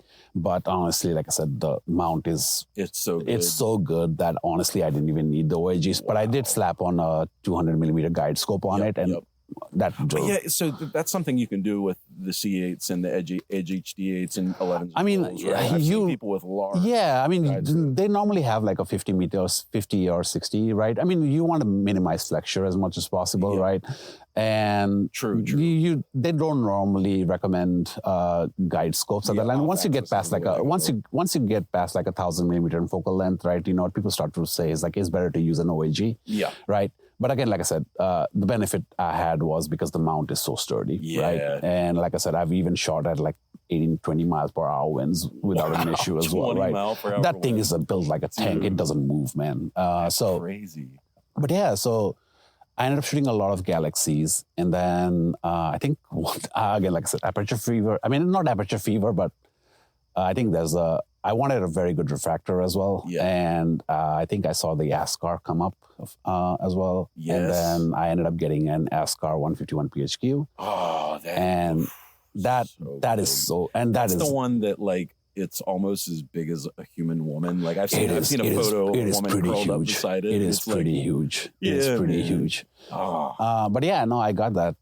And honestly, I was planning like normally I would shoot like, let's say I would put around like 8 to 16 hours on a target, right? And then I heard the episode that you had with Justin, and honestly, he made me rethink the way I approach this hobby, right? Yes. And I was like, all right, you know what? I'll start to capture more data on it. And then, so I basically started going down. I was like, all right, I need to put at least 20, 30 hours on my targets. And then I think the first target that I really started to shoot with that was the M16, the Eagle Nebula, which is what actually got me into Astro in the first place, right? And so I got about 20 hours. By the Hubble. Oh yeah, man! My dad showed me that picture when I was a kid, and I was like, all right, man. I was like, I can't believe that I'm taking something similar from my backyard. So it's so cool, man, that we're able to capture things like that are similar to what the Hubble was getting 20 years ago. Like, Exactly. it's incredible. Exactly. I mean, dude, like the entry barrier to the hobby is like is blown wide open. And honestly, dude, we have ZW to thank. exactly. I honestly, like, I know ZW sometimes gets a bad rap with some folks, but honestly, like, if you take a look at the innovations they've done over the last couple of years, like, I mean, I don't like it's just unbelievable. But yeah, no, I put like around 20 hours on I actually wanted to get around like 50 hours, but the weather hasn't been really good. Yeah, I get it. It's been a rough summer. It's been a rough summer. Like, it's like, if it's not cloud or rain, it's like smoke from the wildfires, right? Yeah. So, and then, so then I also started shooting, I think, and again, like I said, the M16 after, where I have my, my backyard, after, I think about an hour after the South Meridian, the M16 hide behind trees. Okay. Yep. So, I've had a similar situation. Yeah. So, and then I was like, all right, so I'll shoot Bubble Nebula for the rest of the time, right? So I basically used to switch targets. And then, I started shooting. Bubbles in Cepheus, right? Yes. Yes. So then I started basically shooting the Bubble Nebula as well. And I think I had about 30 hours on that as well. So nice. You showed me your bubble earlier, man. I was so surprised as how crisp the bubble comes out. It's sharp, man. It's perfect. Yeah, and I was so hesitant about, honestly, I was really very, very apprehensive about getting the ASCAR 151, right? Yeah, I understand. I was like, and I started going down to the Cloudy Nights forum, and you would see some people. I was like, there's like, ASCAR, like cheap glasses and stuff like that. But honestly, like, man, that quadruplet is amazing. So here's the thing. I was one of those people who said that. And then I got the SQA 55. I no longer say that. Yep. They've come I think they've come a long way in a short time. And I think that stigma probably got them early on when they did have like genuinely and it is still some of the most affordable glass on the market. It is. Like, I mean, dude. But it's not cheap. It is not cheap. It is not. But I mean, if you really think about it, right? 151 millimeter of aperture, right? For about 4K. It's absurd, man. It is, I mean, like, it's dude, such like, a good deal. It's so difficult to find something. Like, I know I think William Optics has a Fluorostar 156, right? Yeah. But I think that's about like 7. Dude, and I would take the ASCAR over that. Oh, I'm definitely like, it's technically an astrograph, right? It's a Pestel design, right? So it's a flat field quadruplet. I think I do have, when I got it from telescopes.net, Woodland, right? Oh, okay. So I got the telescope, and they actually had a promo where they gave you the reducer for free. The what? The reducer. Oh, very cool. Very cool. So the reducer came in. Cheap, I think it was like $300 something dollars, but I mean, they were giving it for free, so I ended up getting it from there. And I haven't used the reducer yet. Yeah. What's the native focal length on it, you said? I think it's 1052. Oh, it's F7 at 1052, right? So fast too for F7. Yeah, F7 exactly, right? So I was like, all right. So the image quality is amazing, right? I mean, it's crystal sharp, clear, like pins, stars. I have to make a request. Mm-hmm. You got to send me a photo of that I'm sure you've got one. Yep. The telescope on the mount. Oh, I want to put it in the show notes. Definitely. We'll do. Incredible. So I definitely remember to email me. I will definitely send you that. No, it's amazing scope, right? And honestly, it's been so much more fun. Just kind of like shooting, and it sits in my backyard. It's in our cover, so I don't have to pull a line all the time, right? It takes that thing out, so I can just get I can get up and running within a couple of minutes. That's so awesome, man. Right? That's so cool. So, but yeah, it's been amazing. And then here actually, I think I'm shooting with my Red Cat and the AM5, right? Cat, is it the 51? The 51, yeah, the 51. I'm shooting mono, so I'm using the ASI 2600mm right now with my 7. Parish has been working on convincing all of us to go mono this weekend, and he's making a very convincing argument, I must say. So I would say, I know, like, hey, processing, you can process some of the colors, right? I mean, there's narrowband normalization and stuff like that. You can actually get the colors. They've come a long way, right? But one of the things that I think when I wanted to switch to mono was like, well, I mean, you're shooting like, let's say 5 hours with an OSC, right? But if you wanted to get the same data, you'd actually have to shoot with different filters, right? So you're only getting like, let's say an hour or hour and a half on each filter, right? Yep. So But honestly, I think there was a time where I wanted to test this out. So I did take like a 4-hour shot of the Orion Nebula with my one-shot color camera, and then a 4-hour shot of the Orion Nebula through my LRGB filters, right? An hour on each. And honestly, I honestly believe that the LRGB just came out way more better. Wow. Right. So, I mean, it makes sense if you think about it, because I mean, you're getting the same amount of photons, but you're isolating them to specific bands, colors. Yep.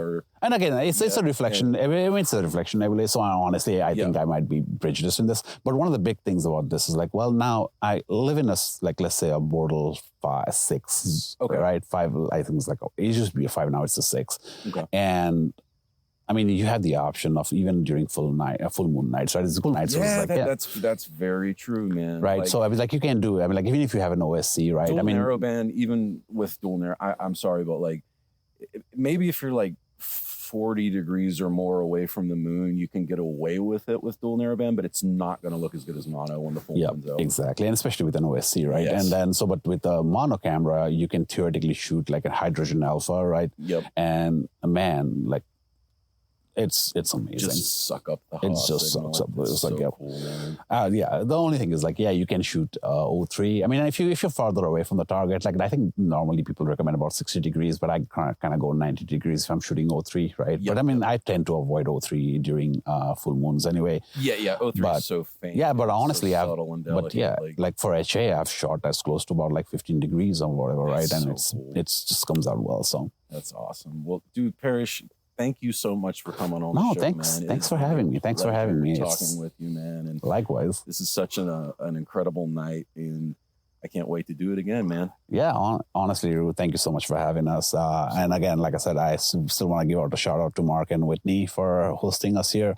They've been incredible. It's been incredible, and honestly, they've been the most gracious host. And like I said, the food has been amazing, right? The food has been so good, and honestly, man, Mark told me he loved to cook. I was not ready. Honest for the two of them, dude. They're like freaking Willy Wonka in the kitchen, both of them. And honestly, it's just been a joy to kind of see them, right? And they get along so well. So it's like they're like the perfect couple. They're such a great couple. And so it's been fun. And like I said, having all of you folks here, right? I mean, like I said, there was some apprehension on my part when I first came here, right? We all had, right? I was like, it's the first time we're meeting, right? We've talked in the Discord for about a year now, right? But I mean, it's the first time we're actually face to face.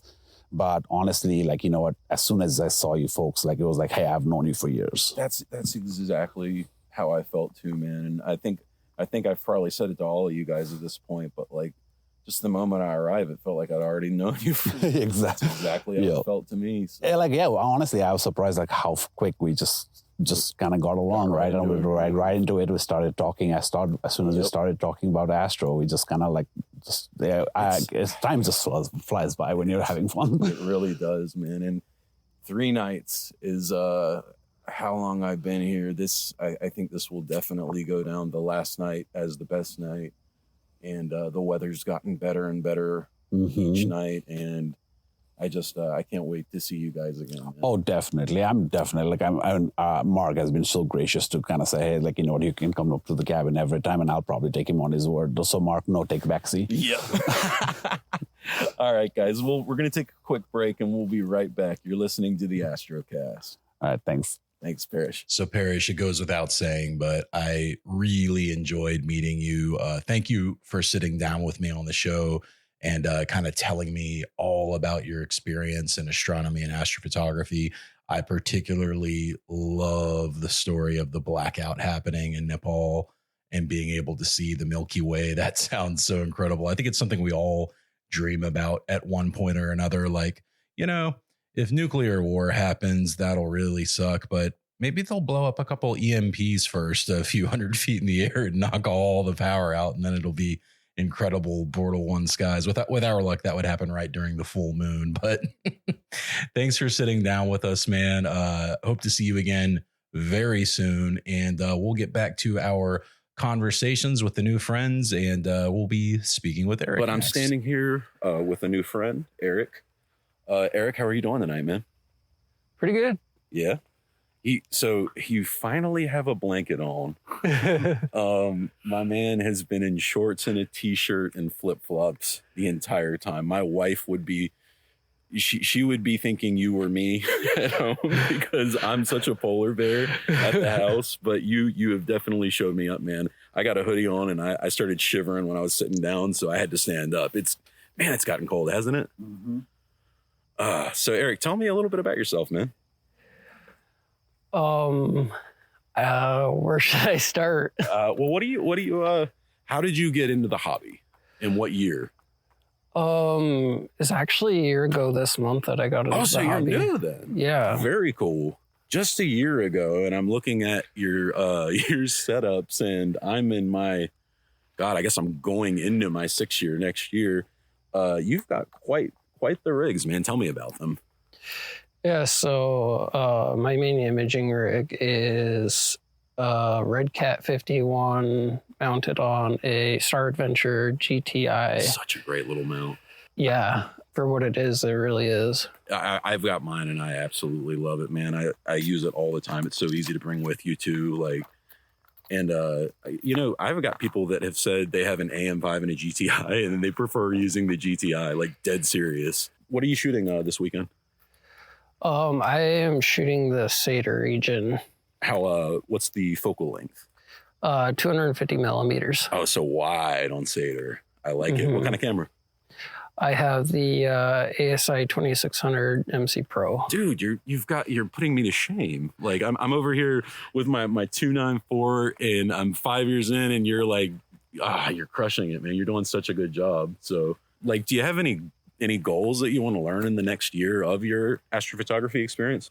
I mean, to be honest, I just go with it. Yep. So you just let it kind of take you where it goes night by night. Have you exactly? You've been working on any specific projects over the last few months or anything cool? Like, what have you been shooting lately?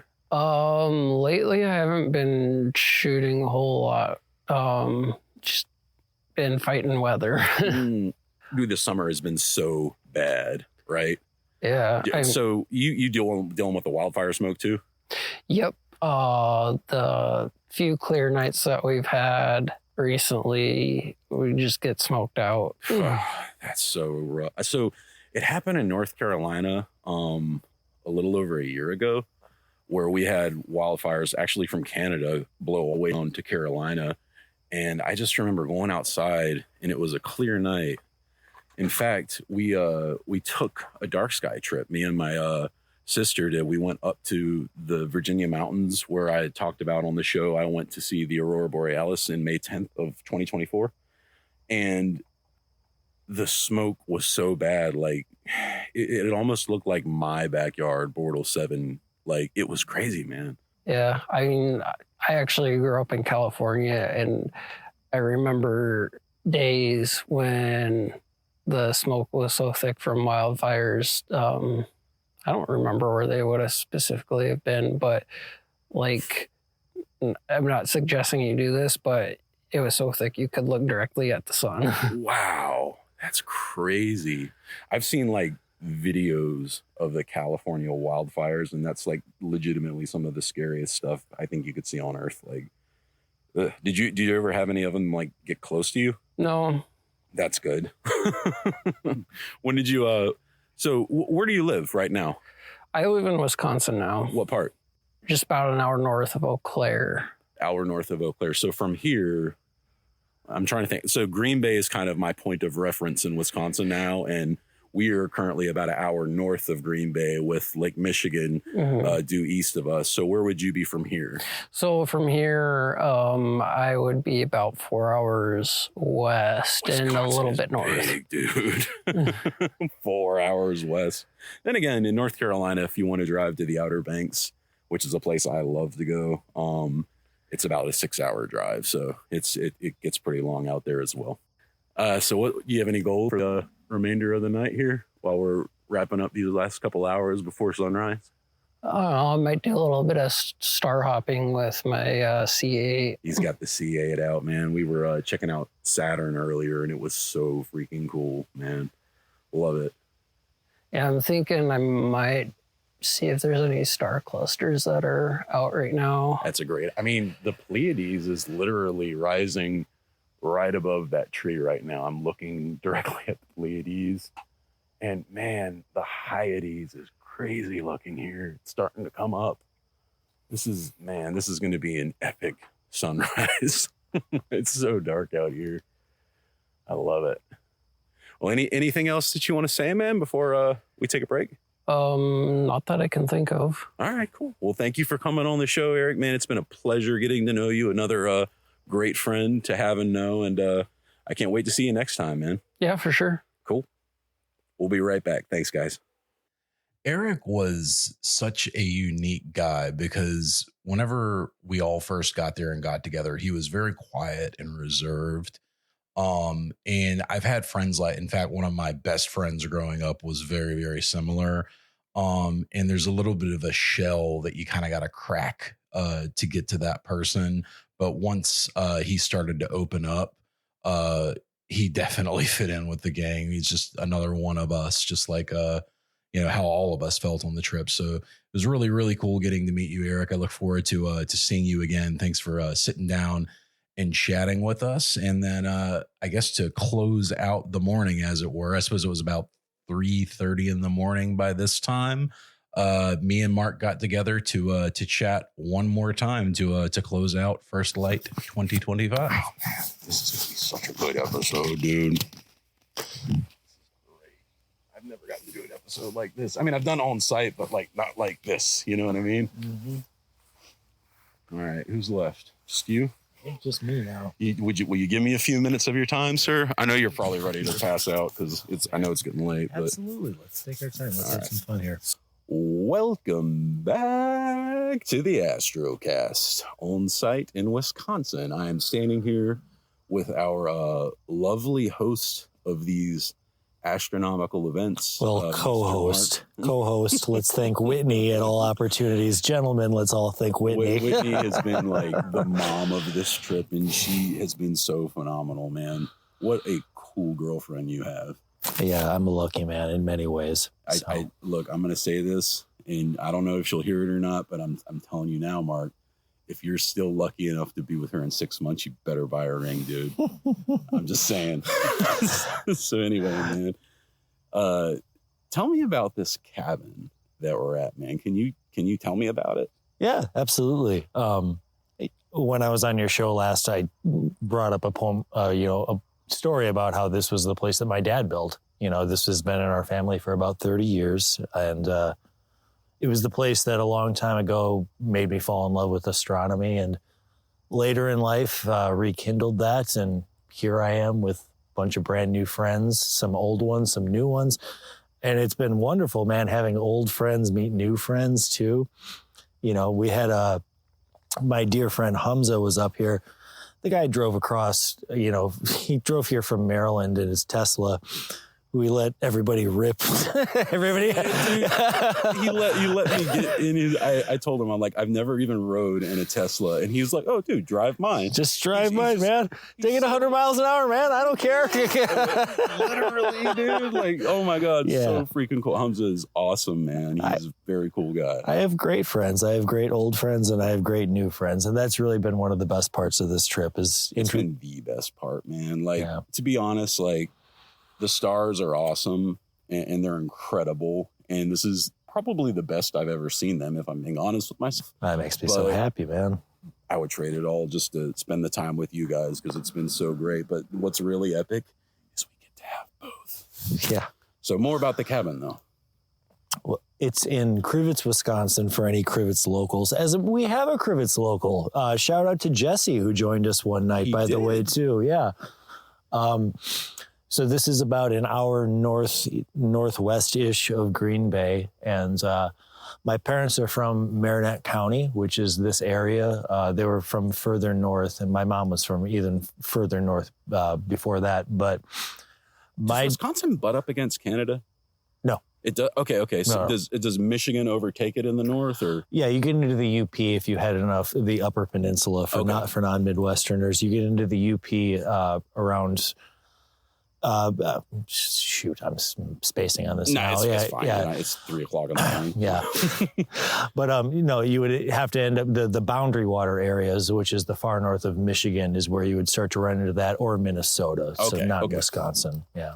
Man, it's so cool up here, though, man. It really is. It's a peaceful place. That's what my dad always wanted, and it's, like I said, we had a nice dinner. We've had a lot of nice dinners, but we sat and chatted about all the things that we were grateful for the other night. And I really wanted to tell everybody how grateful I was for my dad for building this place, because I could have never imagined later in life that I'd have, like I said, old and new friends here, just all appreciating something that I never, ever imagined would be as big of a part of my life as it is now. Yeah. you really can't picture those things when you're a kid. And I'm going to take a moment and say thank you. Is it Mr. Lindley? Yeah, Mike Lindley. Say hi to Mike. Say thank you, Mike, so much, man, because we literally not be standing here right now having this incredible moment in our lives without you. So thank you for everything. Yeah, he'll love to hear that. Yeah, for sure. So I know we haven't had like the most success tonight, but you have got a really cool rig here, man. I after like it clicked tonight earlier when you showed me the ball head. Yeah, I got it. So like, why don't you describe for the listeners what we're looking at? Well, you interviewed me and we talked about this. So I have. Well, actually, no, we didn't talk about this. Is this a new? We kind of did, but this is a new iteration. There's a new iteration now. So the last time I was on, I talked about how I've now been able to adapt a ZWO 585 MC Pro to my Canon 100 to 400 millimeter LUSM 2. I think I've got it all in there. Yeah. But it's the newer iteration of Canon's lens that's specifically the EF version, because it's just much easier as far as adapting goes. Focusing. So the thing with RF glass, just so we can point out for the listeners, is, and I wish I would have known this before, but me and Mark weren't friends long enough. RF glass, currently, you can't really adapt it to a ZWO camera. I will say, Mark's friend Jay gave us some ideas that I am certainly going to try when I get home. Yeah, absolutely. But as things stand, you cannot, like, in any way connect a Canon mirrorless camera, or I'm sorry, mirrorless lens, RF lens, to a ZWO camera, or any cooled camera for that matter. I think the thing is achieving focus is the big thing. Yes. Because I mean, I'm sure you can find ways. There's adapters for anything, but it's achieving focus because it's focused by wire. Yes, which is electronal contacts, physical moving of the glass. So. Yeah. But go on. Sorry. No, it's fine, man. Yeah. So what I have now is I do that, but I also on Father's Day, appropriately for this conversation, said to my dad, I've been seeing a lot of these like dual saddle, like, Astro rigs where you can have two things at the same time. And I was like, why can't we do this? So on Father's Day, we made a nice little dual platform. Oh, man, you guys made this together? We made it on Father's Day. So much cooler. With his grandson, which is another little 3 generations. On Father's Day in the wood shop. Wow. It was That's special. It was nice. But what I ended up doing is I have one, side of this dual platform dedicated to the 100, 400 millimeter. In the center is where I have the guide scope, which was fine earlier in the week, but apparently I had some issues with it tonight. We'll see how that ends up going. But then on the other side is just a ball head.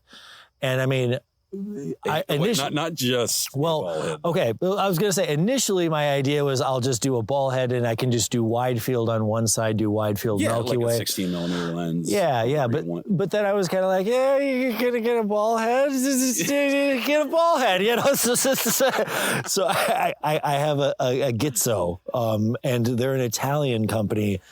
And this one is rated to 64 pounds. It's a beast. It's like the size of the ball. If you remember when we were kids, they had something called everlasting gobstoppers. And they were huge, and they would get so gross that you'd want to throw it away like 4 days after Christmas. We'd make it last for months, though, if you had the will.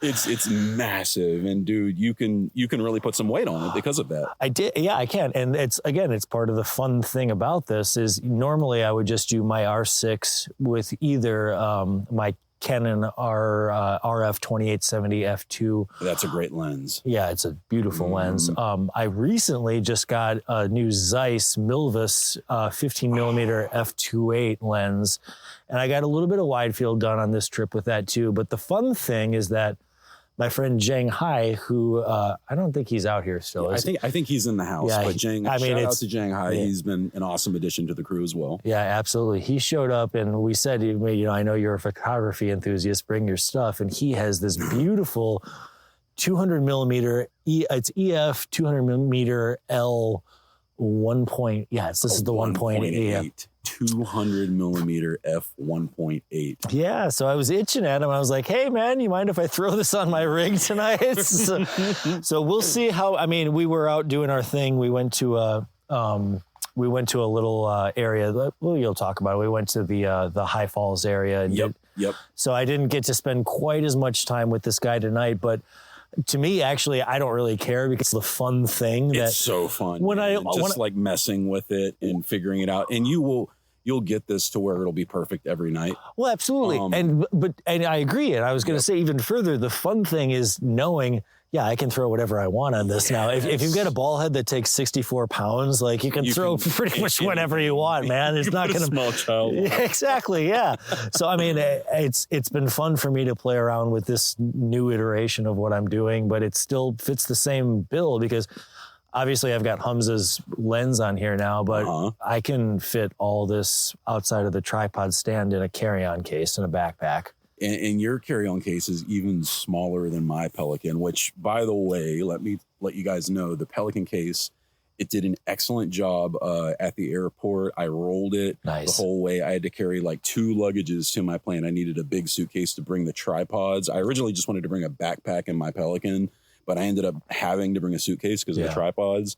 Anyway. That's a thing to expect. For sure. Yeah. And the only thing I'll say about that Pelican case is I had to get on a regional jet for the second flight, and the overhead bins were much smaller, and they wanted to pink tag it and have me put it under. But I walked up to the person at check-in, and I explained to her, like, I have glass in this that's very important to me, and they actually let me put it in the closet of the plane. So if you ask nicely, if you're in that situation, they'll usually work with you. It's funny how being a reasonable human being gets you far in this world. Yeah. It's almost like people like when you're nice. Yeah.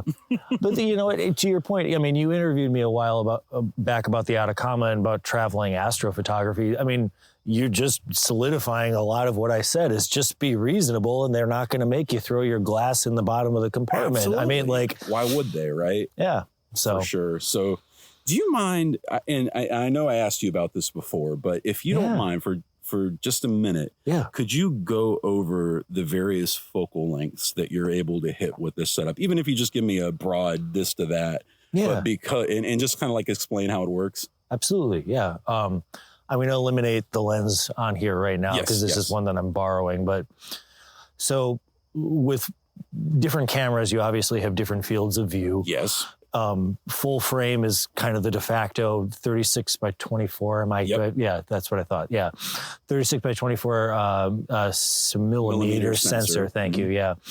As you get smaller, you know, you do technically get a smaller field of view. You're not gaining resolution. There's both misconceptions on both sides of this argument that always bother me. Because with the smaller sensors, they're generally more pixel dense. So, you know, we were talking about, like, I think you and I were talking about this a couple of weeks ago, that if you have like a Canon R7, for example, that's a 33 megapixel camera. That's extremely demanding. And the equivalent on full frame would be 80 megapixel. Wow. So, which is like an A7R. Absolutely. Yeah. I mean, you're getting into medium format territory at that point. So, I mean, there's a bit of a, it's a misnomer about effective focal length where people think, well, why don't you just shoot full frame? Why don't you just crop? Yeah, because it's not the same thing. That with stars and nebula or anything for that matter. Because you're the pixel density. You're not getting the same resolution pound for pound for what you're putting into it. So I'm sorry to digress. No, you're right. But I have 3 cameras. I have a Canon R6, I have a Canon R7, and then now this 585 MC Pro. And the fields of view, from a full frame standard of 36-24, an R7, the APS-C or APS, which is, I shouldn't say universal, because on Canon, it's a 1.6 crop. Yep. The 585, it's 3.2. It's a 3.2. I was mistaken the last time we talked. I thought it was a 2.2, but it's actually 3.2. So if you're at 100 millimeters with a 585 MC Pro, you are effectively getting the same field of view of 320 millimeters.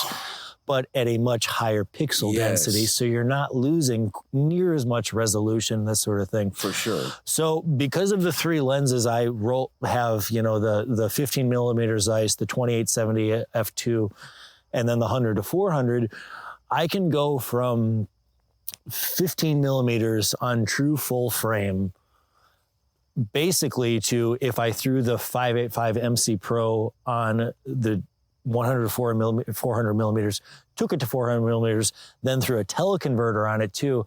2X? 2X, yeah. Yes, 2X teleconverter. 2X teleconverter with the 3.2 crop on a 400 millimeter lens takes you to, I think we said, what was it, 2680? It's just ridiculous, man. Like you could have so much fun with this light little setup, man. And it fits in a carry-on. And it fits in a carry-on. And it all fits in a carry-on. That's crazy, man. So the next time, well, I'm not going to say that. If you're new and you're getting into astrophotography, you would be doing yourself a huge disservice if you didn't take a real hard look at lenses. Because they are, Canon has been making good glass for a long time, and yes, there are some differences, but at the end of the day, man, to have that kind of flexibility, it's hard to beat. Well, we talked about this. Yeah, these are EF lenses that I have to use for this, but it's like, do you want RF lenses or do you want to take a vacation? I'm sorry, man. I know what decision I'm going to make every time. Yes. And I think that this week has really solidified that. It has, man. So, and I'll just briefly mention, we were going around the table tonight. Whitney has done us all the honor of having us have a table question each night, where we ask ourselves, a real thought-provoking question. And the thing that came to me, and I have to credit you for this, Mark, is that I am going to take a hard look at my materialism and really stop buying the next cool thing every time it comes out. Because if I were to just take that money and put it into travel, the memories that I make, there's no dollar amount that you can put on this. Like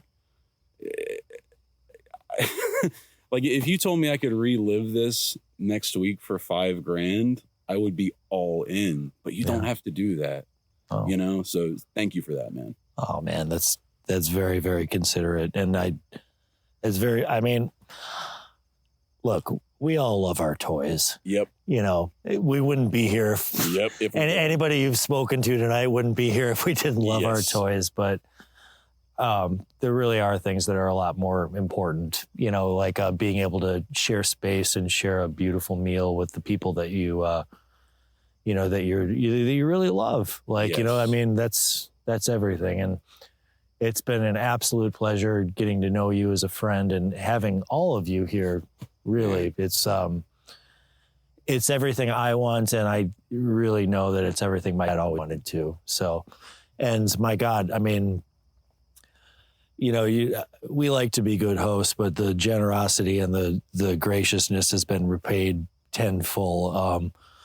Just putting it out there again that my dear friend Parish has literally left the freaking 10-inch Dobsonian to this cabin, with a case full of eyepieces that, what, man, it's really special, man. It's very special. And I'll say I share the sentiment of, the best gear is the gear that's being used. Yes. And that gear is going to be used a whole lot around here, as it already has been. So thank you to Parish. And, thank you to Eric and Hamza and all my friends. Sure. My God, Jesse, and thank Whitney. My God, you're just the most amazing woman in the world. She's so cool, man. We've all been very, very blessed to have her here. I think in many ways. Well, I don't think this weekend could happen without her. Not the way that it has. Not as decadently, that's for sure. No, certainly not. Certainly not, man. But certainly not. Yeah, no. Go out and make some memories, man. So, guys, I mean, what more is there to say? The Pleiades is rising. I can see the eye of the bull. The Hyades is chasing, and Orion is coming up. So, thank you so much for joining us on this adventure. We will certainly be returning. There's more news to come on the future.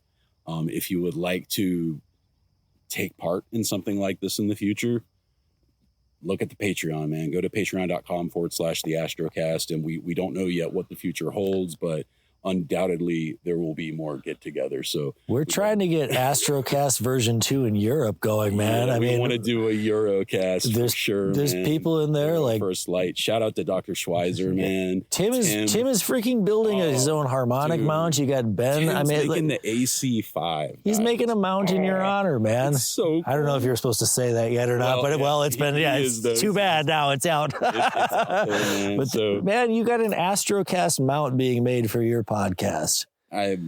It blows my mind, like, what this has become in such a short time.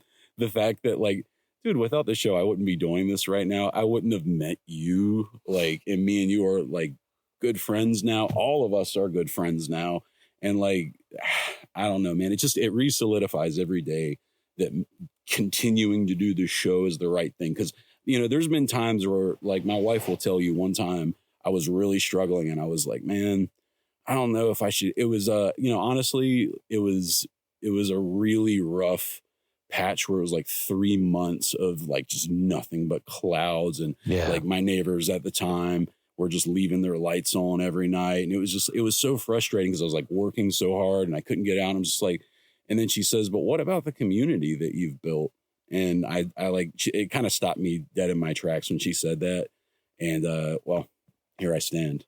So, well, we owe you a lot and hope to see you all again here soon. For sure, man. Thank you guys so much for listening to the Astrocast. I'm your host, Drew. Thank you, Mark. And we'll talk soon. Clear skies. Clear skies. And 30 minutes after that took place, the sun started coming up. So we packed in the gear and headed back in. The next day was kind of a mad scramble. My flight wasn't until 5 o'clock, 6 o'clock. Might have been 6 o'clock, actually. Yeah, it was it wheels up at 6, but I had to be at the airport at like 4. Actually, I think it was wheels up at 5. But again, Green Bay was such a tiny airport. I was in and out of there, no problem. So got through security and checked a bag in under 5 minutes, I want to say. But man, what an experience that truly was. I can't wait to do it again. We've already all been in conversation, obviously, in the group chat talking about, what's next. Obviously, there's talks of Europe already happening. I actually have a trip to Europe next summer with family, and I'm exploring some possibilities there. We'll have to wait and see how it goes. But man, it was beyond meaningful to be able to have an event like that for this awesome group of people. And I guess all I can say is, we're going to do more of these at some point. That was obviously a small event, one cabin. We couldn't bring in, 100 people, like I said earlier in the episode. But in the future, if there's enough interest, then we might, look into renting an area with several cabins or several houses, something along those lines, or go somewhere where we can camp.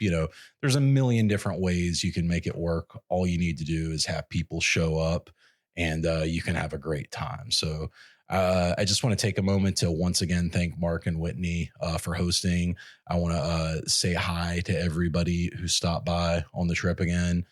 Jesse, Jay, Eric, Parish, Hamza, God, who am I forgetting? There were so many people that showed up, and thank you guys for sitting down with me, obviously, and just having that talk. And what recommendation could I possibly give this week other than to go out and be with family and friends while you get to experience this incredible hobby, and I'm using air quotes, because there's nothing like it, man. When you can get together a group of like-minded individuals for several days with the prime focus being on getting amazing shots, you will have some of the best times of your life, no doubt about it. So I ended up with 12 hours of exposures on the Dark Shark Nebula.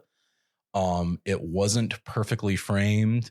That's my fault. It was a bit of a rookie mistake. I should have super stretched the image and seen exactly where it fell, but I didn't. But I'm very happy with it overall, and I was able to get some really cool nebulosity up in the top left corner because of the framing, and you can still see the whole shark. So I am just thrilled with the whole trip. The photos are really just a nice little added cherry on top, because honestly, if I had come home with zero data from that trip, I still would have had just a phenomenal time. Visiting the waterfall in the middle of the day like we did. I almost lost my DJI Neo drone. I was showing everybody how it works, and my genius self decided to fly it out over the water. It doesn't have a controller. It's just all AI. It comes back to you and lands in your palm, and had a hard time finding me. I had to pull the phone out and go to manual mode and bring it back. Luckily, I've flown many drones in the past, so I was able to recover it, but things were looking dicey for a minute there. So yeah, man, it was a great time. Wisconsin, way up north. It's a beautiful place. I got to see bald eagles. I saw wild turkeys on the side of the road. I saw a really cool little snake outside of Mark's cabin, a red-bellied something or other, ring snake, maybe. I can't remember. Lots of great wildlife. We saw a ton of deers at one point when me and Parish were driving back to the cabin. We just stopped in the middle of the road, and I think like 10 of them walked by. You see that in North Carolina too, but there was something special about seeing it up there for sure. So what else is there to say, guys? I think that's pretty much it. Again, the recommendation for the week is to get with your family, get with your friends, get together. And if you would like to join us in our journey, feel free to go to patreon.com/the Astrocast, and I'll send you a link to the Discord shortly thereafter, and you can check in with us when you're ready and have a little talk. So that will do it for this week.